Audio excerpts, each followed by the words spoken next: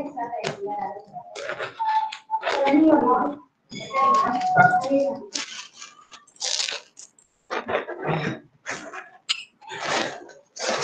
afternoon, students. Good afternoon to all.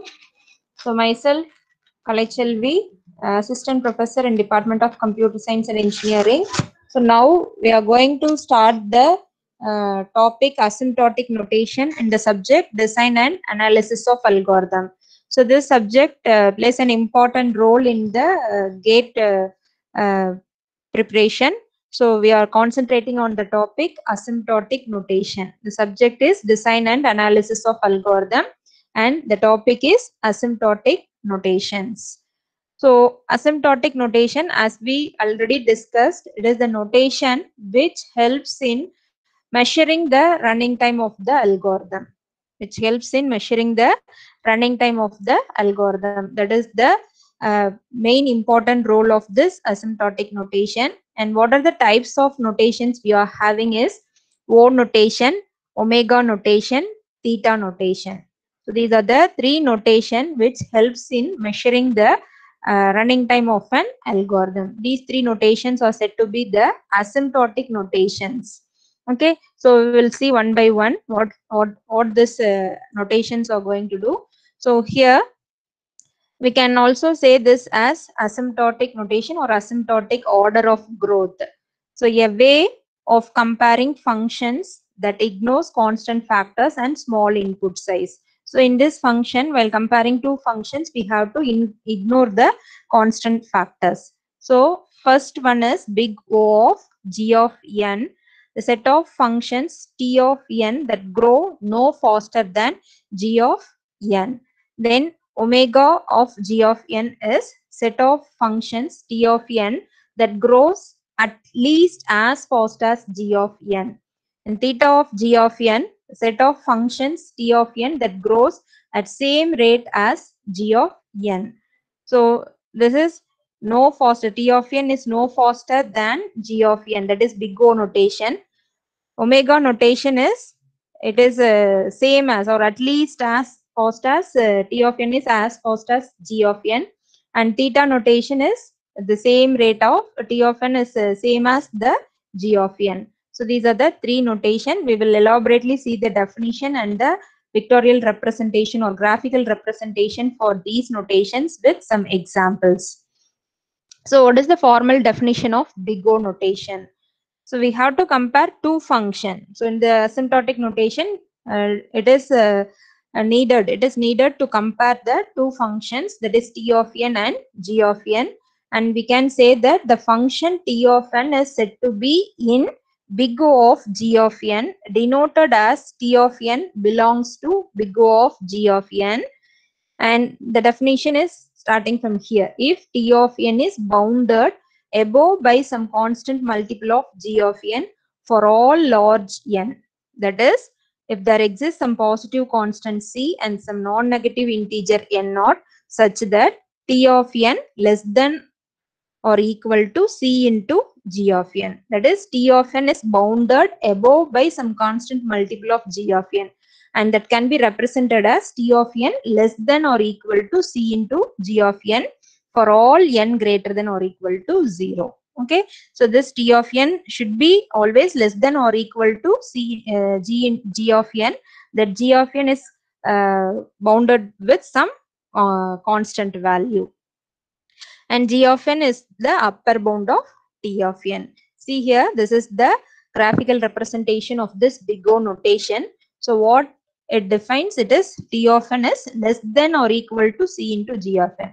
See here, t of n is less than, that is, t of n is below this g of n, c into g of n. So this is the graphical representation which shows that t of n is bounded above the it is bounded above by some constant multiple with g of n.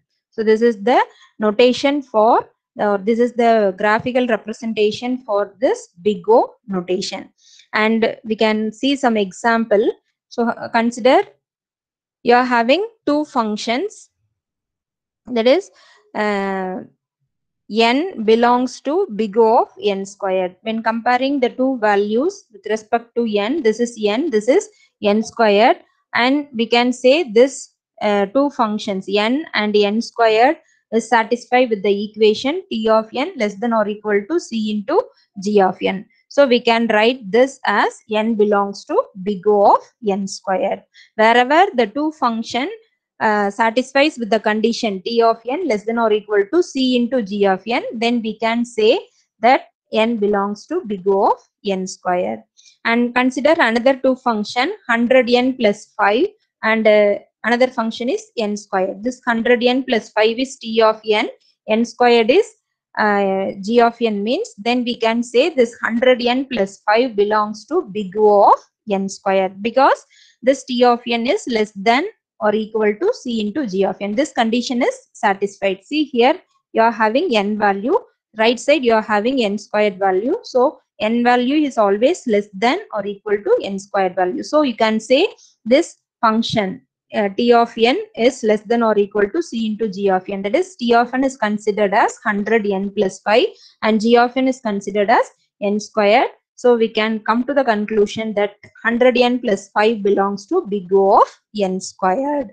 Okay, and another two function t of n is n into n minus 1 divided by 2, and another one g of n is n squared. So we can say this is n into n minus 1 divided by 2 belongs to big O of n squared, because here it is n squared, left side also n squared, right side also n squared. So it is satisfied with the condition less than or equal to condition is satisfied here. So we can say n into n minus 1 divided by 2 belongs to big O of n squared.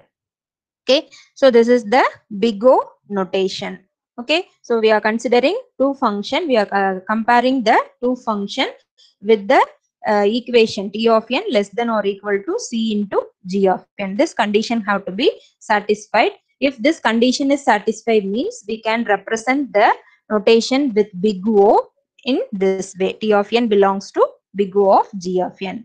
When we can say this t of n belongs to big O of g of n, this condition should be satisfied. T of n less than or equal to c into g of n for all n greater than or equal to n naught. Okay, so this is big O notation.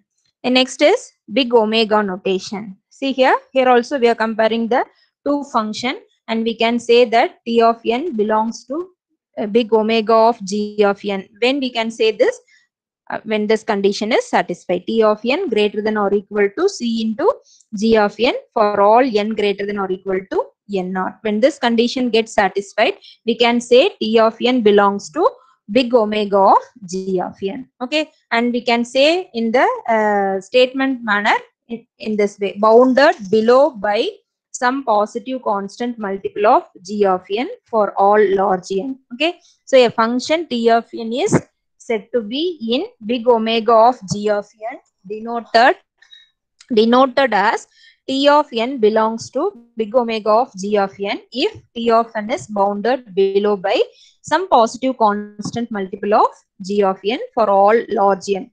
That is, if there exists some positive constant c and some non-negative integer n naught, such that t of n greater than or equal to c into g of n for all n greater than or equal to n naught. Okay, such that g of n is lower bound of t of n. Then this is the big omega notation graphical representation. See here, t of n is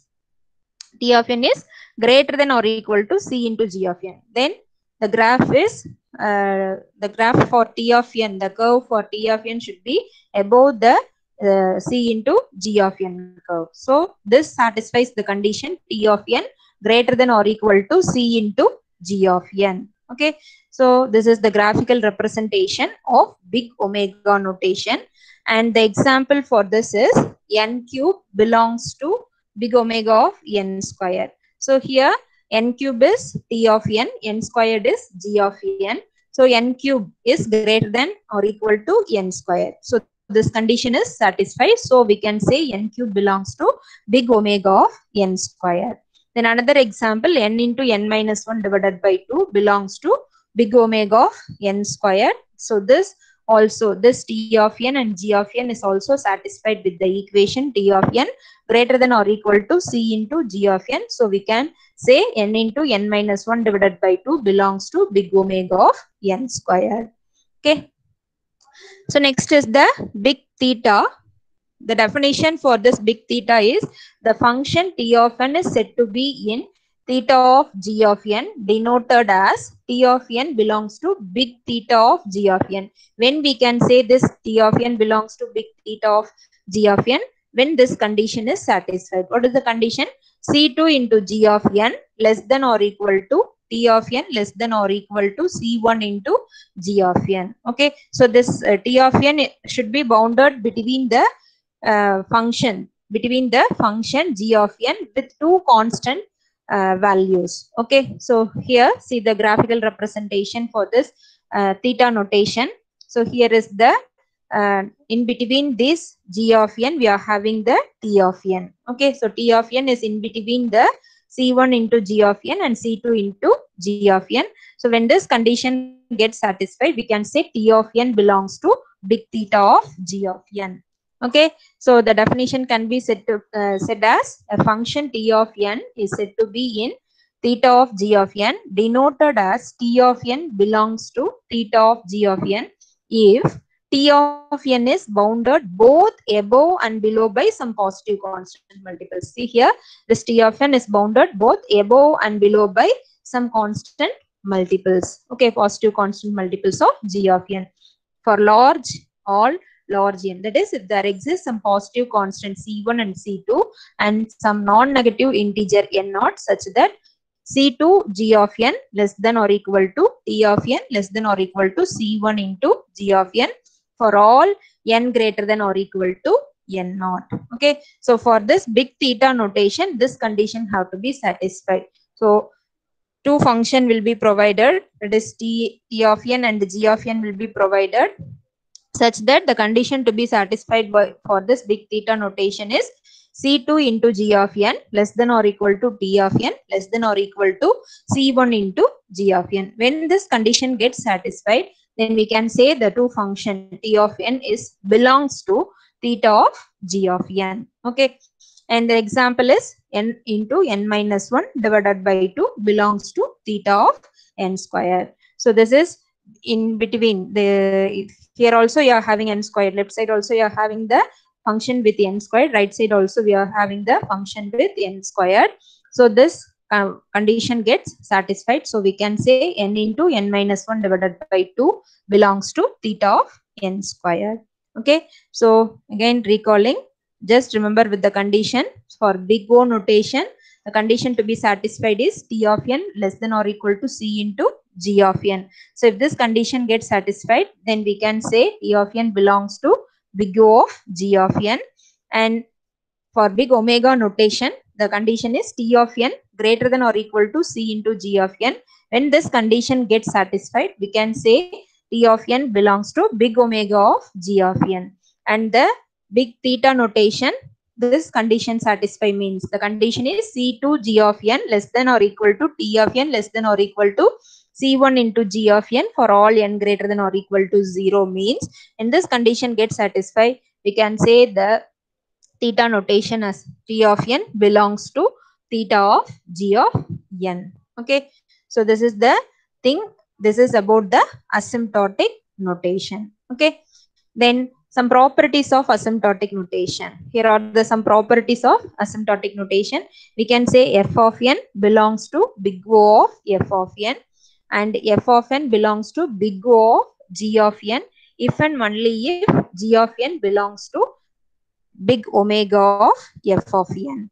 And the next property, if f of n belongs to big O of g of n and g of n belongs to big O of h of n, then f of n belongs to big O of h of n. This property is similar to your transitive property in your mathematical rule.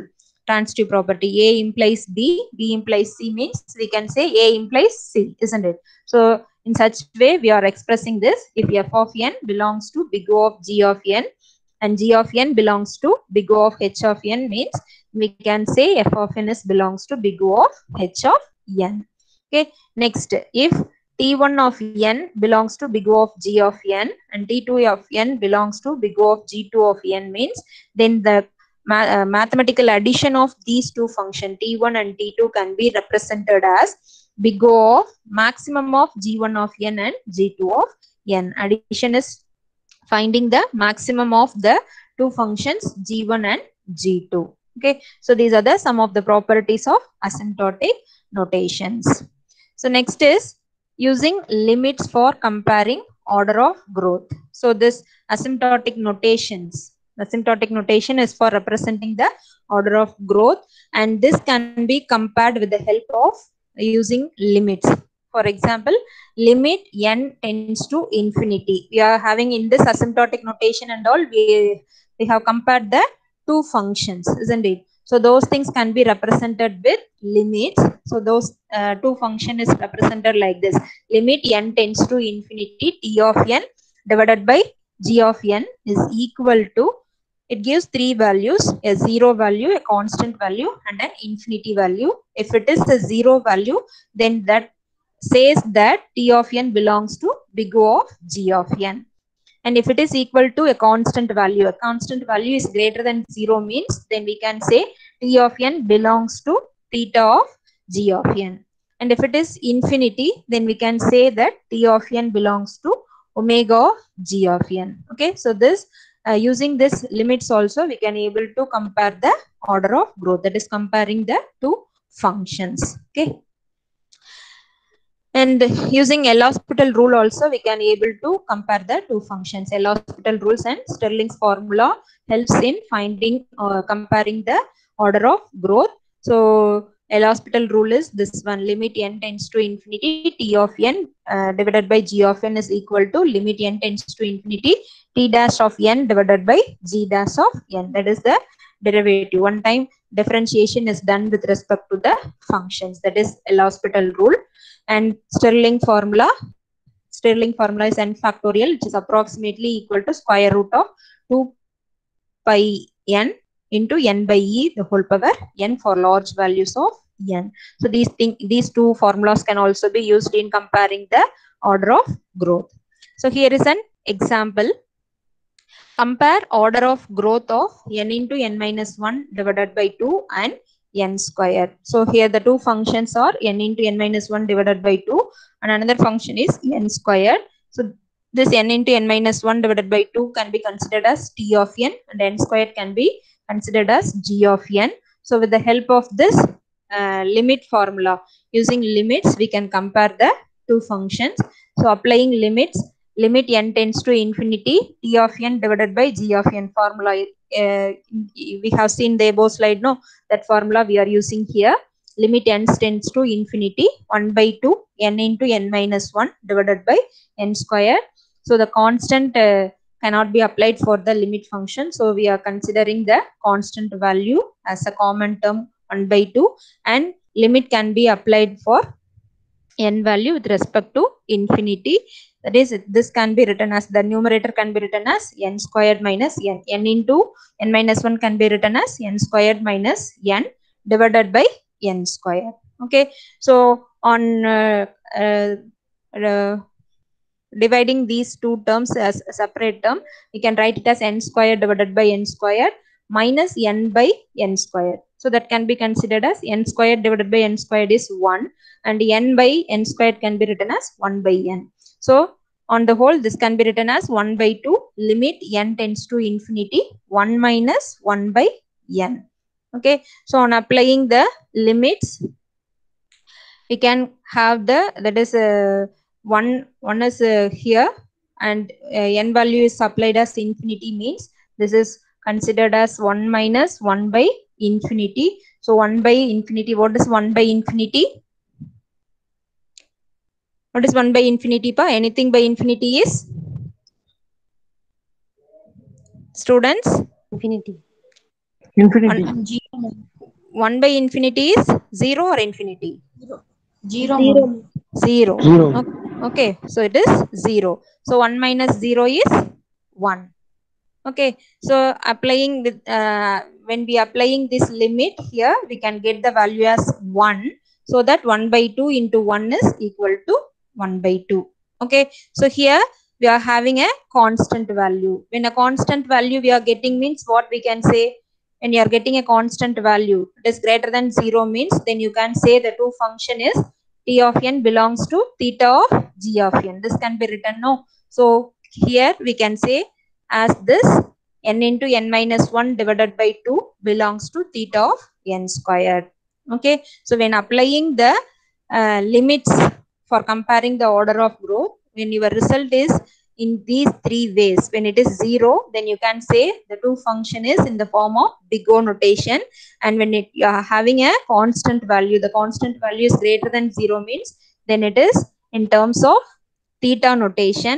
Then it is infinity means you can say that function is represented with the omega notation. Okay, so in this example, we are comparing the two functions n into n minus 1 divided by 2 and n squared with the help of this limit, so that we are getting a constant value. So constant value here, the constant value gives the notation as theta notation, so that we can come to a conclusion for these two function as which belongs to theta of n squared. N into n minus 1 divided by 2 belongs to theta of n squared. Okay, so this in this way also we can compare the two functions. Okay, so in this way also we can able to calculate the time complexity of the algorithm. You can say either comparing the two function, or you can say calculating the time complexity of the functions. Okay, time complexity of the algorithms, or you can say. And so these are the some efficiency classes. So if you are having a one value, then the efficiency class is considered as constant, and log n means that is said to be as logarithmic class, and n means it is a linear class. N log n, it is n log n. N squared means it is a quadratic class. N cube means it is a cubic class. 2 power n means it is an exponential class. N factorial means it is a factorial class. Okay, so if you are having the notation like these means you can say this notation is named with these classes. Okay, so we are giving some names to the classes. So a constant value means constant, log n it is logarithmic, so on. N factorial means it belongs to a factorial efficiency class. Asymptotic classes can be named like this. Okay, then next is mathematical analysis of non-recursive algorithm. Mathematical analysis of non-recursive algorithm.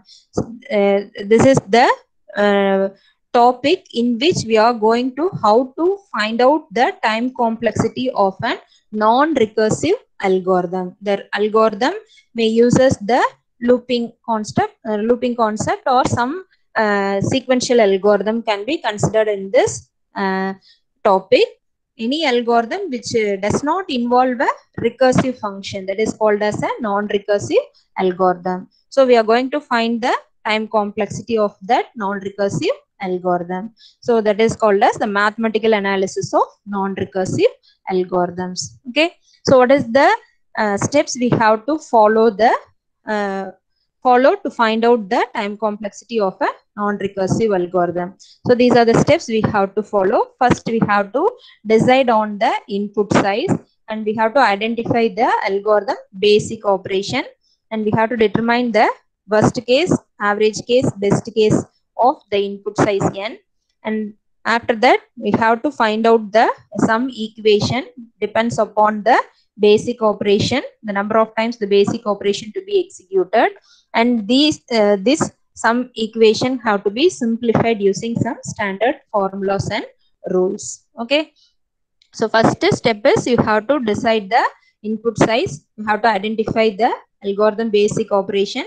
After that, you have to determine the best case, worst case, and average case efficiency with respect to the input size n, and you have to set a sum equation. That sum equation have to be simplified with some standard formulas and rules. Okay, so here are the some rules and formulas which helps in simplifying our mathematical equations. Okay, so these are the some of the standard formulas which are available. These formulas helps in simplifying our mathematical equation which we are setting here.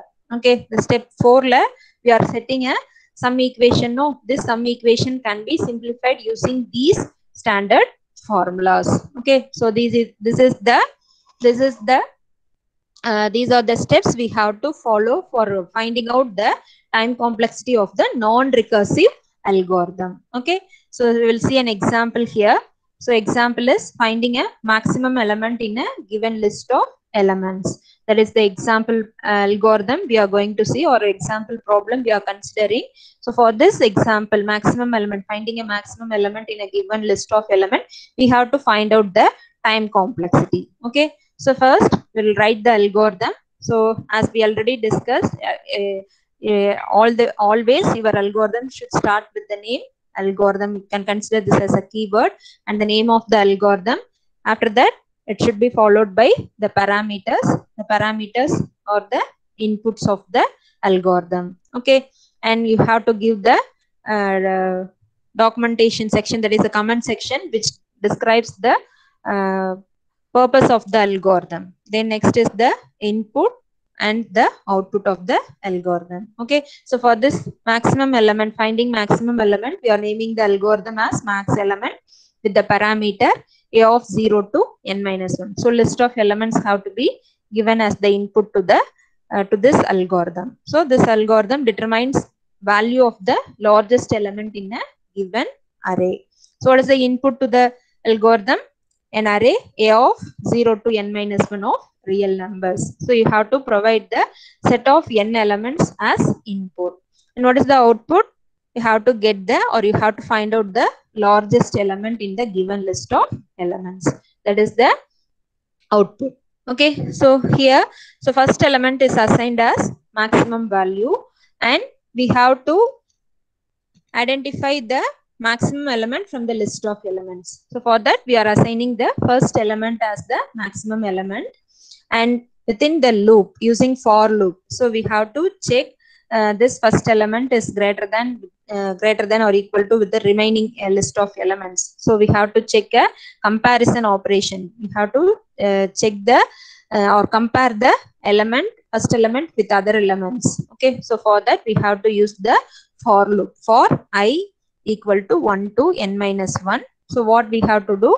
We have to compare if a of I greater than max value. So a of I greater than max value means max value is already assigned with the first element. Okay, so first element is assigned with max value. From the remaining element, from the second element to the end of the element, we have to compare the elements. That is the first element have to be compared with the remaining set of elements in the list. So if this condition gets satisfied, if a of I greater than max value means, then a of I is now becomes as max value.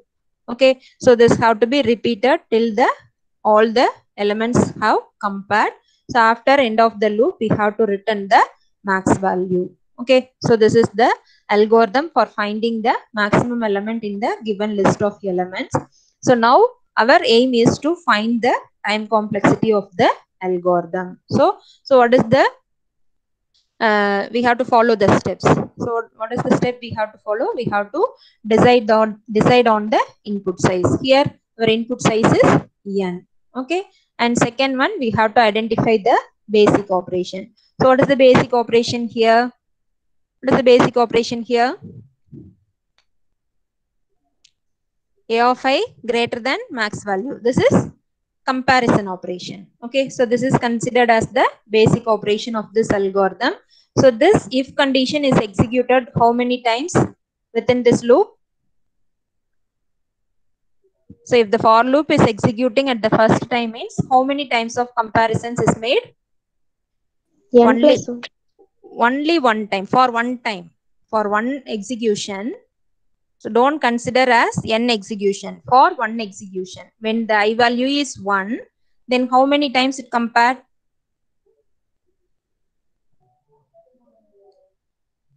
How many times it compares, pa? When I value is 1, it is compared for one time. Okay, so this is the basic operation. Comparison operation is the basic operation. So this basic operation is executed one time. Okay, so this basic operation is executed one time, and we are setting a sum equation, that is summation I equal to 1 to n minus 1. So how many times this basic operation is going to be executed? For the values 1 to n minus 1. Okay, so in such way we are writing a equations. We are setting a sum equation, that is I equal to 1 to n minus 1 and 1. Okay, so each and every time when the loop gets executed, this basic operation will be executed one time. Okay, so each and every time it gets executed one time means we have to add from 1 to n minus 1. So we are having a summation equation I equal to 1 to n minus 1, 1.